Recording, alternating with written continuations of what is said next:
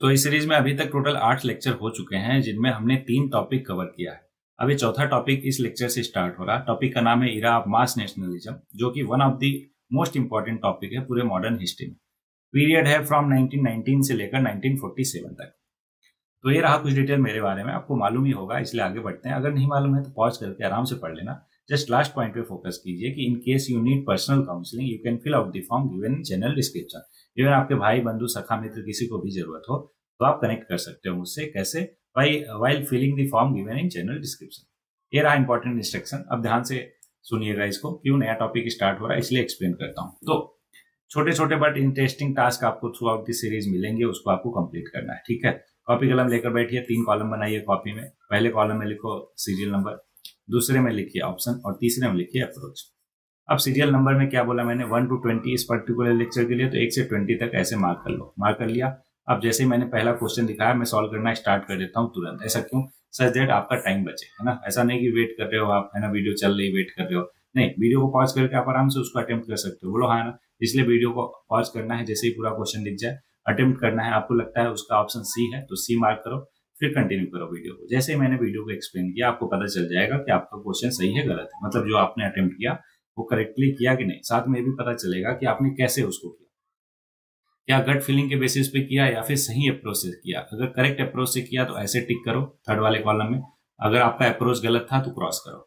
अब इससे बेनिफिट क्या होगा, ध्यान से समझिएगा। मान लो कि टोटल 20 क्वेश्चन है इस लेक्चर में, उसमें से आपने 13 अटेम्प्ट किया, 13 में से 9 आपके सही हुए। मतलब 4 क्वेश्चन ऐसे थे जिसमें आपने अप्रोच गलत लगाया।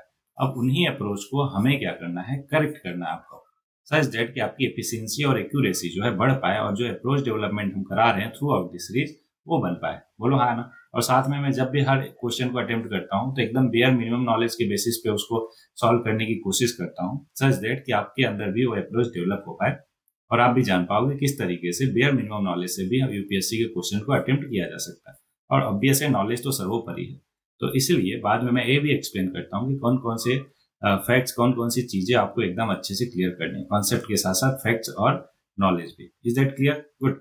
तो पहला पॉइंट हो गया, दूसरा, तीसरा और चौथा हो गया। अब पांचवा पॉइंट बहुत इंपॉर्टेंट है, ध्यान से सुनिएगा। As you are going to be bureaucrat of this country, इसलिए जरूरी है कि आपके अंदर कुछ पर्सनालिटी होनी चाहिए, कुछ कैरेक्टर होने चाहिए। अब वो कैसे डेवलप होगा, मुझे मालूम है कि आपके अंदर ऑलरेडी है, लेकिन as a teacher, as a aware citizen of this country, मेरा ये फर्ज बनता है, ड्यूटी होती है कि आपके अंदर अगर एक भी क्वालिटीज डेवलप मैं करा पाऊं जो आगे चलकर सोसाइटी, समाज का बेहतर करेगा, तो मैं इस पर्टिकुलर इनिशिएटिव को जो अभी आपके सामने देख रहा है, credit system as well as scientific temperament initiative, उसको मैं सक्सेस मानूंगा, है ना, सक्सेसफुल मानूंगा। तो क्या है आप समझ लो ध्यान से।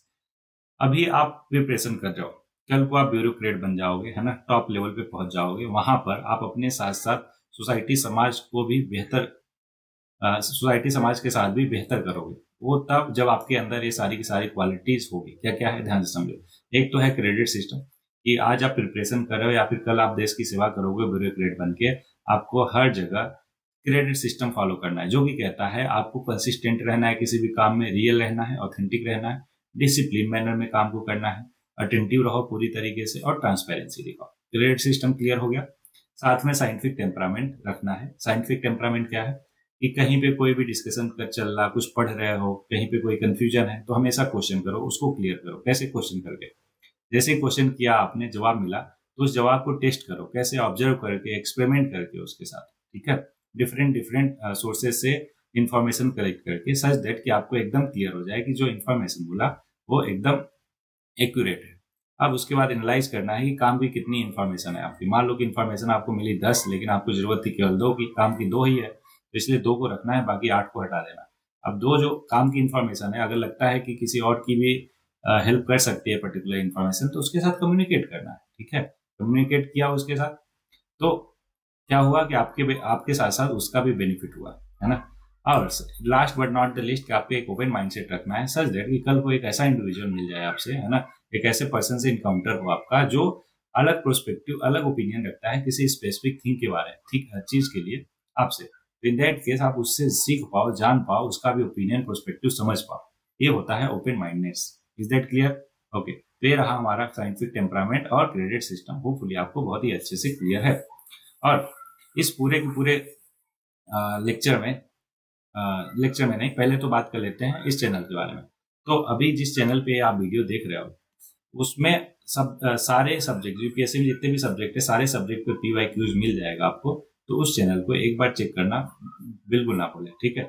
एक बार चेक करो, सबका प्लेलिस्ट मैंने बना रखा है, तो आपको सारे के सारे वीडियोस एक ही जगह पे मिल जाएंगे, सारे PYQ of UPSC. Is that clear? जिसमें ना केवल आपको CSC सिविल सर्विसेज एग्जाम के मिलेंगे, बल्कि CDS एग्जाम और CAPF एग्जाम के भी PYQ आज तक जितने भी हुए वो सारा मिल जाएगा। तो चेकआउट करना अदर कोर्सेज को बिल्कुल ना भूलें। चलो स्टार्ट करते हैं पहले क्वेश्चन से। रहा पहला क्वेश्चन आपके सामने, बोल रहा with reference to proposal of Cripps mission के रिगार्डिंग पूछ रहा, दो स्टेटमेंट करेक्ट बताना। पहला, the constituent assembly would have member nominated by the provincial assembly as well as the princely state. नहीं, प्रिंसली स्टेट से नॉमिनेट होगा, प्रोविंशियल असेंबली से क्या होता कि पार्सली इलेक्ट होते हैं एवरीवन, तो इसलिए पहला गलत हो जाएगा। दूसरा, the any provinces which is not prepare to accept the new constitution would have the right to sign a separate agreement with Britain regarding its future status. ये एकदम सही स्टेटमेंट है, पहला गलत दूसरा सही। क्रिस्प मिशन में ऐसा प्रोविजन था, तो दूसरा सही है, तो ऑप्शन बी इसका करेक्ट आंसर हो जाएगा। देखो डिटेल। मार्च 1942 में, ध्यान है, मार्च 1942 a mission headed by Stafford Crisp was sent to India with constitutional proposal to seek Indian support war के लिए। अब क्या मेन प्रपोजल क्या थे क्रिस्प मिशन के? देखो, पहला था कि Indian union with dominion status. क्या देंगे वो? डोमिनियन स्टेटस देंगे। कब? Would set up it after war, है ना, ये नहीं लिखा, कोई बात नहीं, आप जान लीजिए। It would be free to decide its relation with the Commonwealth और free to participate in the United Nation और other international bodies after the end of the war. देखो ये है आफ्टर द वॉर, तो इसको पोस्ट डेटेड चेक बोला था और इसी वजह से क्विट इंडिया मूवमेंट लॉन्च किया था। आप आगे आपको डोंट वरी बताऊंगा फिर से।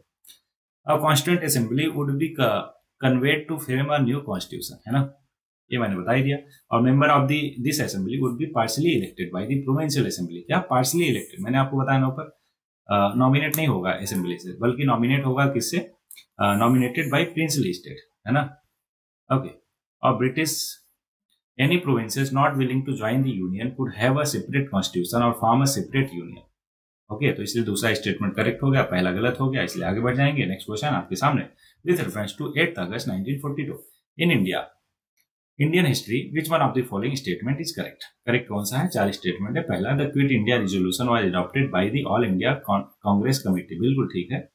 दूसरा, अच्छा करेक्ट पूछा था हमसे तो आंसर मिल गया, लेकिन कोई बात नहीं, अपने फैक्चुअल क्लैरिटी के लिए बाकी भी देखेंगे।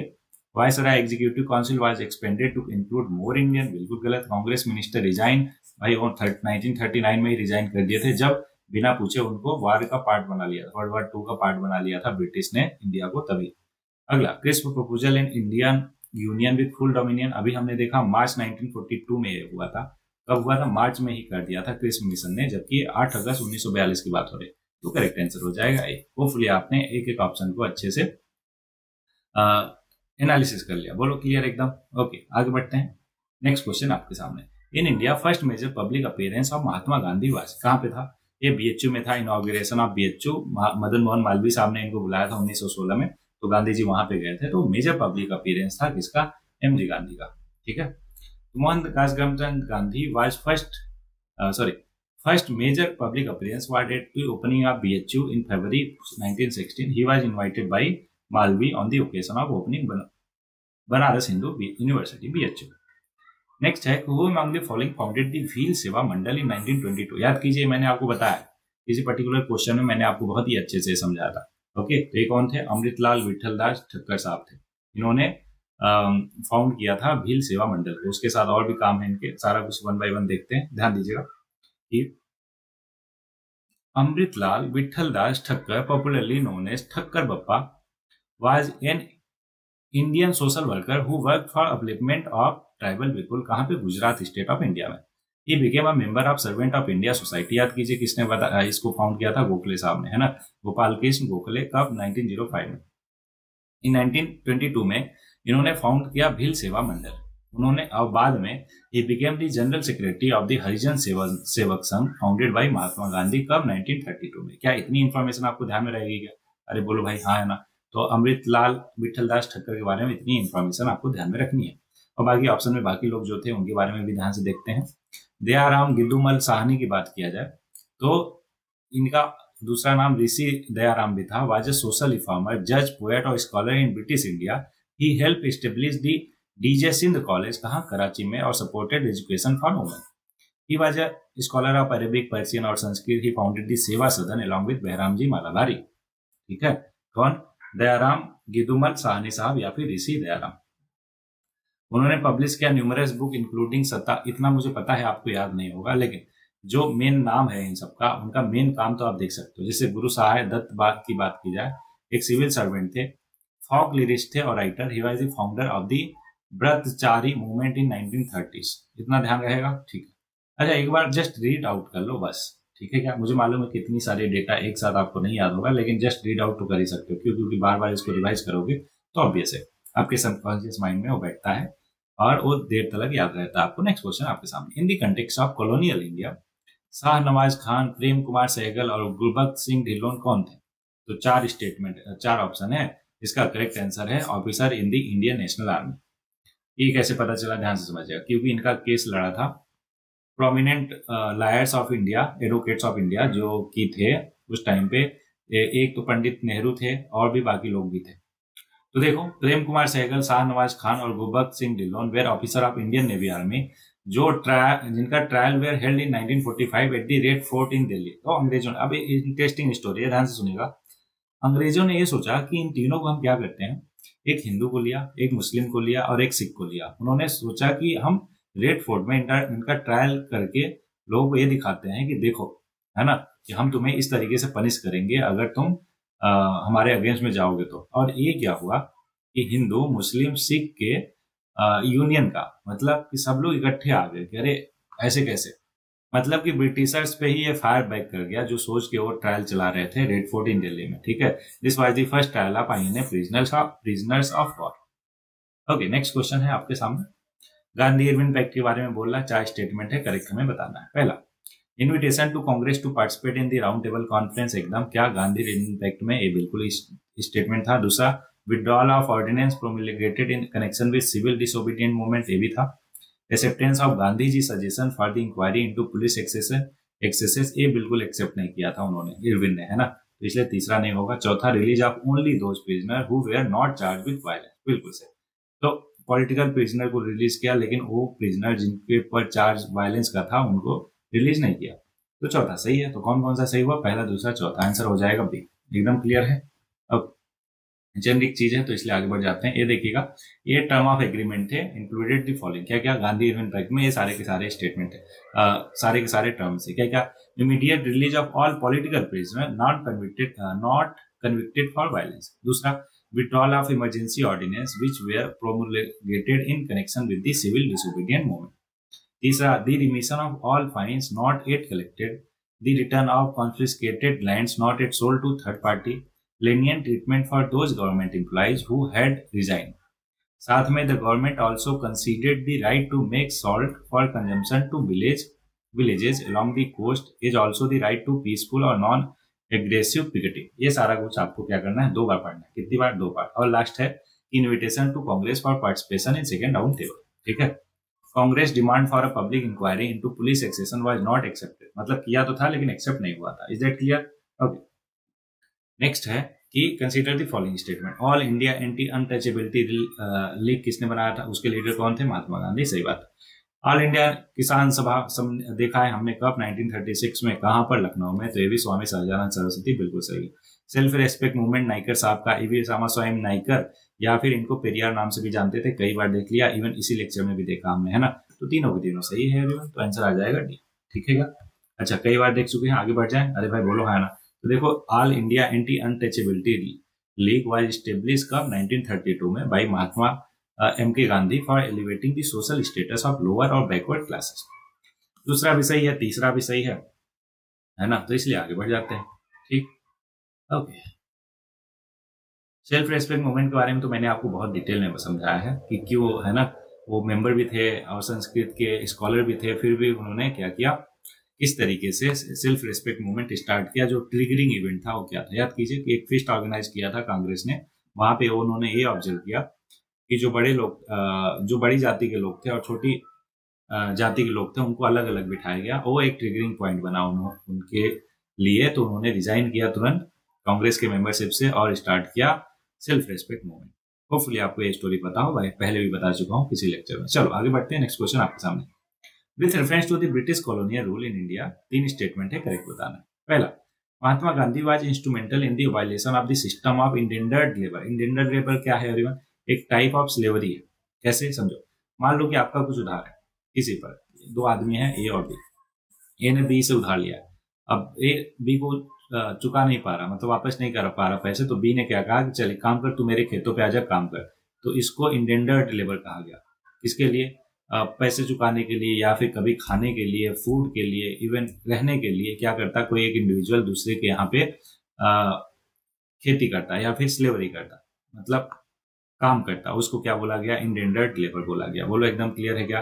तो गांधी जी आज बिल्कुल इंस्ट्रूमेंटल थे अबॉलिश करने के लिए, पहला बिल्कुल सही होगा। दूसरा, in Lord Chelmsford war conference Mahatma Gandhi did not support the resolution या फिर recruitment Indian for world war. तो एवरीबॉडी, ये जो स्टेटमेंट है बिल्कुल गलत है। क्यों? क्योंकि डिड नॉट बोला है, जबकि गांधी जी ने सपोर्ट किया था। उन्होंने बोला था कि बिल्कुल हम सपोर्ट करते हैं recruiting Indians for world war. तो दूसरा गलत हो जाएगा। तो देखो आंसर आ गया आपके सामने, पहला और तीसरा आंसर हो गया। पहला सही है, दूसरा गलत है। अब तीसरे को पढ़ लेते हैं अपने कॉन्सेप्चुअल क्लैरिटी के लिए कि consequent upon the breaking of salt law by Indian people, Indian national Congress को डिक्लेयर कर दिया इलीगल बाय कॉलोनियल रूलर्स ने। ओके, तो पहला और तीसरा करेक्ट है और दूसरा गलत है। क्यों गलत है मैंने समझा ही दिया, बता दिया, होपफुली आपको बहुत ही अच्छे से क्लियर। जेनरिक चीज है तो आगे बढ़ जाते हैं। ओके ठीक है। ओके, नेक्स्ट क्वेश्चन आपके सामने। In 1920 which one of the following change its name to Swarajya Sabha? कब? 1920 में स्वराज्य सभा हो गया ऑल इंडिया होम रूल। अच्छा, इसका हिंदी देखो क्या होगा, तो स्वराज्य है ना, होम रूल। होम रूल का मतलब क्या होता है? स्वराज्य, है कि नहीं? तो इसलिए all India home rule league का नाम बदल के स्वराज्य सभा कर दिया गया। कब? 1920 में। ओके, तो करेक्ट आंसर ए हो जाएगा। देखो ध्यान से, गांधी जी और उनके followers gain control of the all India home rule league, तो उन्होंने उनका नाम बदल के स्वराज्य सभा कर दिया। कब? 1920 में। At the time they also change its constitution to allow it to serve as a vehicle for non cooperation movement. This enable Gandhi to combine cadre of the Home Rule League and Muslim League for the non-cooperation movement. Next question, which of the following is a very significant aspect of the Champaran Satyagraha? Very significant aspect पूछ रहा। तो active all India participation of lawyer student और women in Indian national movement, बिल्कुल गलत। अगर किसान बोलता, peasant बोलता तो सही होता। पहला गलत। दूसरा, एक्टिव इन्वॉल्वमेंट ऑफ दलित और ट्राइबल कम्युनिटी, बिल्कुल गलत। Joining of peasants unrest to India national movement, बिल्कुल ठीक है, लेकिन चौथा भी देखेंगे। Drastic decrease in the cultivation of plantation, बिल्कुल गलत। तो करेक्ट आंसर हो जाएगा सी एवरीबॉडी। क्या हुआ कि चंपारण सत्याग्रह जो है वो एक कॉज बना peasant unrest to all India level पे। क्या इंडिया नेशनल मूवमेंट के लिए पीजेंट अनरेस्ट का कारण बना क्या? चंपारण सत्याग्रह। तो देखो ध्यान से, चंपारण सत्याग्रह जो कि 1917 में हुआ था, याद कीजिए कि गांधी जी जब साउथ अफ्रीका से आया तो उन्होंने केक खाया। केक क्या है? चंपारण, फिर अहमदाबाद, फिर खेड़ा, है ना। तो चंपारण में उन्होंने अपना सत्याग्रह का हथियार यूज किया, जो कि था first peasant movement to have garnered national wide attention. It was first satyagraha movement led by Gandhiji in India. Gandhi played a critical role by opening a new phase in the national movement. कैसे? By joining it to the great struggle of the Indian peasantry by creating awareness among the peasants against European planters. इतना ध्यान रहेगा क्या? उसके बाद उन्होंने क्या किया? वही चीज अपनाया अहमदाबाद और खेड़ा में। होपफुली आपको एकदम अच्छे से क्लियर है। Next question, in the context of Indian history principle of dyarchy, है ना। डायरकी क्या है? डायरकी है एवरीवन जिसमें दो रूलर रहते हैं। कितने रूलर रहते हैं? दो रूलर रहते हैं जो रूल करते हैं। रूलर बोल रहा मैं, रूलर। तो कभी मेरा टंग ट्विस्टर हो जाए तो मजे मत लेना, समझ लेना कि हाँ क्या बोलना चाहते हैं सर, ठीक है। चलो, पहला, division of central legislative into two house. नहीं, सेंट्रल लेजिस्लेटिव नहीं, इसको तो बाइक कैमरलिज्म बोलते हैं। बोलो हाँ ना। तो ये लेजिस्लेटर ने, अगर एग्जीक्यूटिव होता तो ठीक है, अब टू हाउस में नहीं, उसको बाइक कैमरलिज्म होते हैं, बता ही दिया। Introduction of double government, centre और स्टेट, गलत। Having two set of ruler, बिल्कुल। One in London in one in Delhi, बिल्कुल नहीं। Division of subject delegated to the provinces into two category, बिल्कुल सही, ठीक है। क्या हमने क्या किया? सब्जेक्ट को डेलीगेट कर दिया दो सब्जेक्ट में। सॉरी, सब्जेक्ट को सब्जेक्ट में कैसे करोगे? सब्जेक्ट को दो प्रोविंसेस में, टू कैटेगरी में डिवाइड कर दिया, एक किसके लिए? स्टेट के लिए और एक सेंटर के लिए। तो यही करेक्ट है, डिवीजन ऑफ सब्जेक्ट डेलीगेट। उस पर क्या करेंगे? दो एग्जीक्यूटिव रूल करेंगे, एक सेंटर के, एक स्टेट के। Is that clear? देखो ध्यान से, डायरकी मीन टू, है ना। डाई का मतलब दो होता है, rule of two executive councillor और popular minister. The government of India Act 1919 का इंट्रोड्यूस किया directly for the executive at a provincial level. The provincial subject क्या हुआ, further subdivided into transferred और रिजर्व लिस्ट। क्या बनाया, transfer list और reserve list बनाया। नेक्स्ट क्वेश्चन आपके सामने, with reference to Indian freedom struggle, 3 statement बताना। क्या करना, क्रोनोलॉजिकल सीक्वेंस लगाना, ठीक है। म्यूटनी इन रॉयल इंडियन नेवी सबको पता है 1946। क्विट इंडिया मूवमेंट 1942 कब लॉन्च हुआ था, याद कीजिए 7 अगस्त 1942। सेकेंड राउंड टेबल कब हुआ, 1931 में। तो बताओगे अगर किया जाए इसको क्रोनोलॉजिकल, तो पहले कौन सा हुआ, 3 फिर 2 फिर 1, 3 2 1, ऑप्शन सी हो गया करेक्ट आंसर। कई बार देख चुके हैं, तो बताओ पढ़ना है क्या, अरे भाई बोलो हाँ ना, तो चलो पॉज करके पढ़ लो, अदरवाइज आगे बढ़ जाते हैं। कई बार देख चुके हैं, सॉरी 7 अगस्त मैंने बोला, सॉरी 8 अगस्त है ना, 7 अगस्त नहीं। ओके, तो आगे बढ़ गए। नेक्स्ट क्वेश्चन आपके सामने, ऑब्जेक्टिव ऑफ बटलर कमेटी क्या था 1927 में। तो बटलर कमेटी एवरीबॉडी सेंटर और स्टेट के बीच में है ना रिलेशन को पढ़ने आई थी। तो define the jurisdiction of central और प्रोविंशियल गवर्नमेंट नहीं, define the power of secretary of state बिल्कुल नहीं, impose censorship on the national press बिल्कुल बिल्कुल बिल्कुल नहीं। चौथा है improve the relationship between the government of India और इंडियन स्टेट, बिल्कुल सही, ऑप्शन डी हो जाएगा करेक्ट आंसर किसका, बटलर कमेटी ऑफ 1927। ठीक है क्या। तो Butler committee also known as Indian state committee was set up to examine the nature of relationship between princely state और गवर्नमेंट। क्या क्या रिकमेंड किया, 3 पॉइंट ध्यान दीजिएगा। पहला, paramountcy must remain supreme or must fulfill its obligation, adopting or defining itself according to the shifting necessities of time and progressive development of state.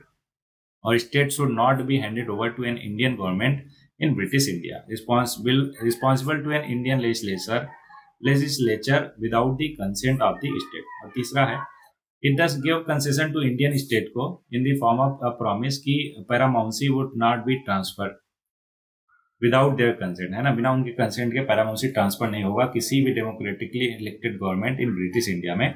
But at the same time it reaffirm की supremacy of paramountcy with unlimited power even to suggest constitutional change in a particular state if there was a widespread demand for such reform. ये सब क्या थे, Butler committee के recommendation थे। Next question, plan of Sir Stafford Cripps envisaged, है ना, envisaged that after the second world war क्या होगा, इंडिया को डोमिनियन स्टेटस मिलेगा जिसको पोस्ट डेटेड चेक बोला गया हमारे रिवोल्यूशनरी द्वारा, है ना। तो India should be granted complete independence, बिल्कुल नहीं। India should B partition into 2, बिल्कुल नहीं, किसी ने नहीं बोला था। ACWC 4 आए थे, है ना, अगस्त ऑपर वेबल प्लान नहीं, क्या था, ACWC। तो ACWC क्या क्या है, अगस्त ऑपर आया पहले, फिर 40 में, फिर 42 में क्या है, क्रिस मिशन, फिर वेबल प्लान, फिर कैबिनेट मिशन, बोलो है ना। ये कब आया, 45 में, 46 में और 42 में। होपफुली आपको डेट के साथ सारे नाम याद होंगे। तो इसका क्या है, इंडिया, तीसरा option, India made be republic with condition, बिल्कुल नहीं। India should be given dominion status, एकदम सही, कब, आफ्टर वॉर, तो ऑप्शन डी करेक्ट हो जाएगा। पता ही हमें, इसलिए आगे बढ़ते हैं। The plan unveiled by Cripps promise India dominion status in a constitutional making body after the war whose member would be elected by the provincial assembly or nominated by the rulers in case of princely state। कई बार देख चुका ऊपर भी, है ना। Next question, question number 15 बोला, Rowlatt सत्याग्रह के बारे में करेक्ट कौन से है, 3 स्टेटमेंट है। पहला, Rowlatt act was based on the recommendation of the sedition committee, बिल्कुल ठीक। Rowlatt satyagraha, Gandhi ji try to utilize the home rule league, अभी हमने देखा, बिल्कुल सही बात है, उसका नाम भी बदल दिया, स्वराज्य सभा कर दिया।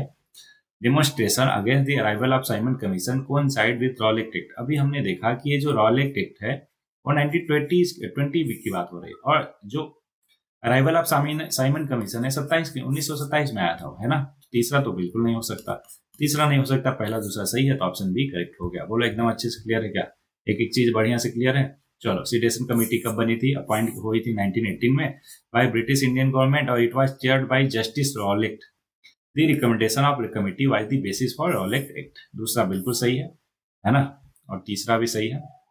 तो तीसरा गलत है, मैंने बता ही दिया क्यों गलत है, इसलिए आगे बढ़ेंगे। नेक्स्ट क्वेश्चन है, with reference to Congress socialist party consider the following, 3 statement correct बताने। पहला, it advocated the boycott of British good and evasion of tax. देखो, कांग्रेस सोशलिस्ट पार्टी बनी थी 1934, समझ रहे हो, और ये बाइकॉट वगैरह वाला काम चल रहा था सिविल डिसोबीडियंट मूवमेंट में, है ना, जो कि चला था कब, उससे पहले तक वो डिजॉल्व हो गया था, बोलो हाँ ना। तो इसलिए उस टाइम पे करना कोई तुक नहीं बनता, तो पहला तो होगा नहीं, तो पहला नहीं हुआ, या तो बी होगा या तो डी होगा। It wanted to establish the dictatorship of proletariat। अब ये जो वर्ड है इसका मतलब समझो अच्छे से। ये वो वर्किंग क्लास होती है, मतलब लेबर होते हैं जिनके पास बहुत अच्छा खासा कुछ भी नहीं होता, क्या, धन, कैपिटल, समझ रहे हो क्या, वो कमाते हैं और खाते हैं, ऐसे टाइप के लोग को क्या बोलते हैं, प्रोलेटरिएट। एकदम क्लियर हुआ। अब उनका डिक्टेटरशिप तो बिल्कुल नहीं चाहेंगे, क्या, भले ही सोशलिस्ट पार्टी है लेकिन वो सोशलिस्ट गवर्नमेंट चाहेगी ना, डिक्टेटरशिप थोड़ी ना चाहेगी। इसलिए दूसरा तो बहुत ज्यादा गलत है। तीसरा, it advocated separate electorate for minorities और अप्रेस्ड क्लासेस। नहीं, सेपरेट इलेक्टोरेट उन्होंने बिल्कुल नहीं माना। दो ही लोगों ने मांगा है, वो आप होपफुली आपको एकदम क्लियर होगा। मांगा नहीं, मुस्लिम को दिया गया 1909 में, है ना, जब आया था, और एक बार और 1930s के अराउंड। आपको ये बताना है एक कब और किसने दिया था, है ना, किसने अनाउंस किया था और किसके लिए, ठीक है क्या।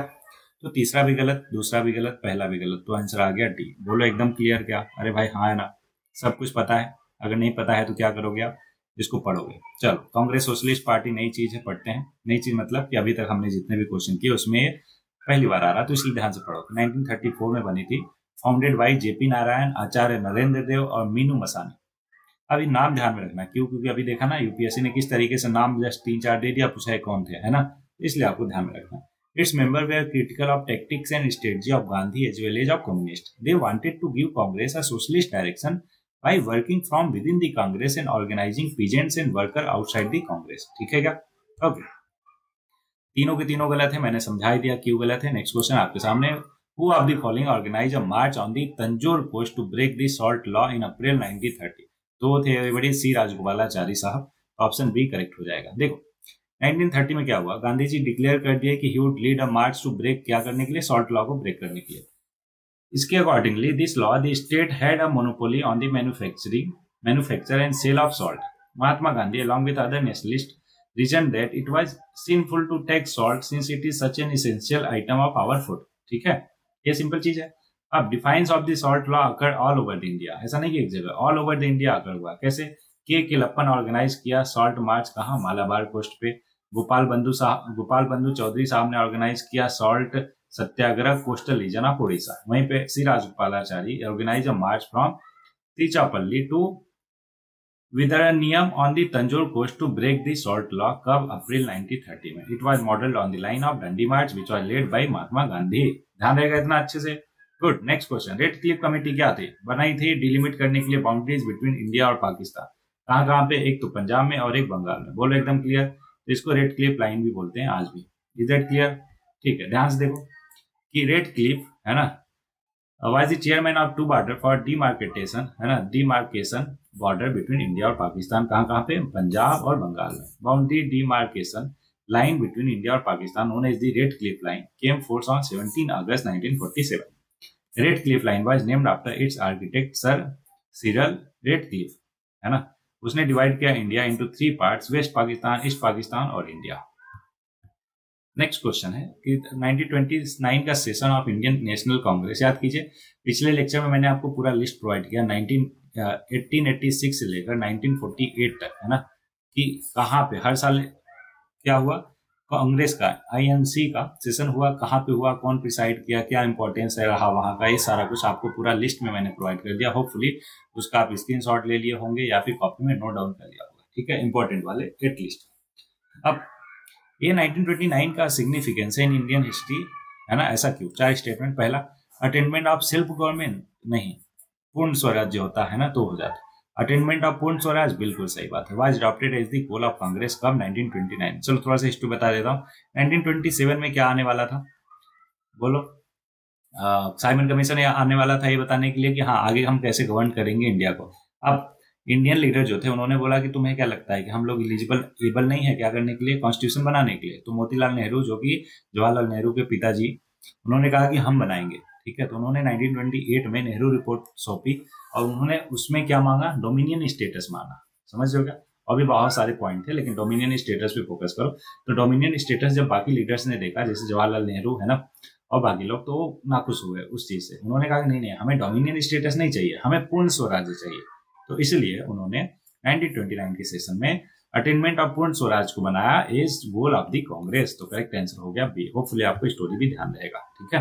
देखो, it was in the Lahore session, Lahore में हुआ था 1929 का session, that Congress for the first time adopted complete independence या फिर पूर्ण Swaraj Purna Swaraj as the goal of the INC.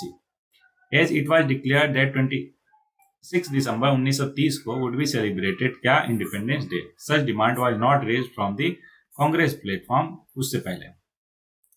1929 session of Indian National Congress was presided by Jawaharlal Nehru.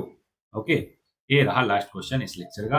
ध्यान दीजिएगा कि the people of India agitated against the arrival of Simon commission. क्यों? चारों statement, चारों option में से बिल्कुल आसान है. क्यों? क्योंकि साइमन कमीशन में एक भी इंडियन नहीं था, सारे के सारे गोरे थे. इसलिए इंडियन लोग क्या किए? एजिटेट किए against the arrival of Simon Commission. तो there was no Indian member in the Simon Commission, that's why Indian agitated against it. Is that clear? ठीक है. कब आया था? 1927 में. आपको पता ही है. क्या करने के लिए? ये देखने के लिए कि आगे किस तरीके से गवर्न करना है इंडिया को. Major reason behind its opposition was that all its member were white and there was no Indian member. In 1928, when the Simon Commission arrived in India, it was greeted with black flags and the slogan "Go back Simon." Famous slogan, आपको ध्यान ही होगा. Go back Simon. Simon वापस जाओ. It was boycotted by majority of political parties in India. Okay, चलो. तो इस lecture में इतना ही. होपफुली आपको एक एक क्वेश्चन क्लियर होगा. हाँ, आई नो कि थोड़ा सा लेक्चर ज्यादा है, लेंदी हो गया, लेकिन होपफुली आपको क्लियरिटी 100% होगी. ठीक है. तो जैसा कि लास्ट में 2 लाइन रहती है आपको मोटिवेटेड रखने के लिए, जीवंत रखने के लिए, और इसको आप एग्जाम में यूज कर पाओ. तो आज के लिए है कि हम भी दरिया हैं, हमें अपना हुनर मालूम है. हम भी दरिया हैं, हमें अपना हुनर मालूम है. जिस तरफ भी चल पड़ेंगे रास्ता हो जाएगा. बस एक बात साहब का ये कहना है. चलो मिलते हैं नेक्स्ट लेक्चर में. तब तक के लिए पढ़ते रहिए, आगे बढ़ते रहिए.